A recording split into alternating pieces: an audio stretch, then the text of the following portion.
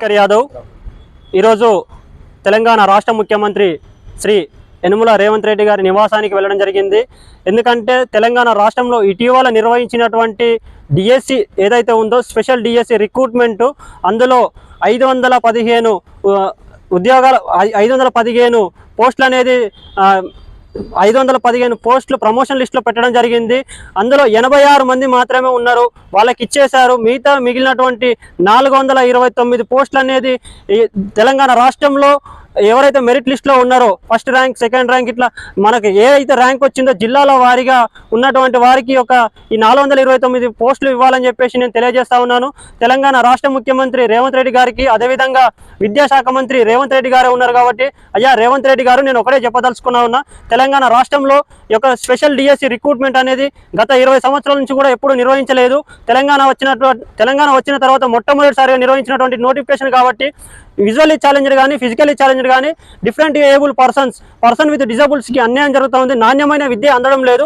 ఇప్పటి వరకు specialisation teachers లేక చాలా ఇబ్బంది పడుతూ ఉంటున్నారు. కాబట్టి స్పెషల్ రిక్రూట్మెంట్ మొట్టమొదటిసారిగా వచ్చింది. కాబట్టి ఈ రిక్రూట్మెంట్లో ఏదైతే ఉందో 429 ఉద్యోగాలని ఈ మెరిట్ లిస్ట్లో ఉన్నటువంటి వాళ్ళకి కేటాయించాలని చెప్పేసి తెలంగాణ రాష్ట్ర ప్రభుత్వాన్ని డిమాండ్ చేస్తూ ఉన్నాను. అదేవిధంగా ప్రజాభవన్లో ప్రజా పరిపాలన అని చెప్పి చెప్తా ఉన్నారు. ప్రజల కోసమే మా ప్రభుత్వం పనిచేస్తా అని చెప్పడం జరిగింది. కాబట్టి ప్రజాభవన్లో ప్రజా ప్రభుత్వానికి మేము విన్నవించుకోవడం జరిగింది. అక్కడ దివ్య దేవరాజు మేడం గారికి రిప్రజెంటేషన్ ఇవ్వడం జరిగింది. అక్కడ నుంచి డైరెక్టర్ ఆఫ్ స్కూల్ ఎడ్యుకేషన్కి రావడం జరిగింది. ఇక్కడ కూడా సార్ వాళ్ళతో, లింగే సార్తో కానీ, తర్వాత ఇంకో మేడం వాళ్ళతో కానీ మాట్లాడడం జరిగింది. అయ్యా రేవంత్ రెడ్డి గారు, మా గురించి ఆలోచించండి, అవకాశం మాకు కల్పించండి.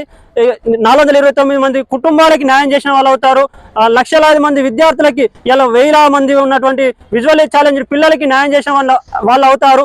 ఎంతో మందికి ఆదర్శంగా నిలుస్తారు సార్. మీరు తెలంగాణ రాష్ట్రానికి 2వ ముఖ్యమంత్రిగా ఉన్నారు కాబట్టి తెలంగాణ రాష్ట్రంలో మొట్టమొదటిసారిగా వచ్చినటువంటి స్పెషల్ డిఎస్సి రిక్రూట్మెంట్ని ఫిల్ చేసిరు. అదేవిధంగా 429 పోస్టులు ఏదైతే ఉన్నాయో ఆ 429 ఉద్యోగాలని తక్షణమే లిస్టులో ఉన్నటువంటి మెరిట్ లిస్టులో ఉన్నటువంటి వాళ్ళకి ఇవ్వండి. 86 పోస్టులు ప్రమోషన్లు ఇచ్చిరు.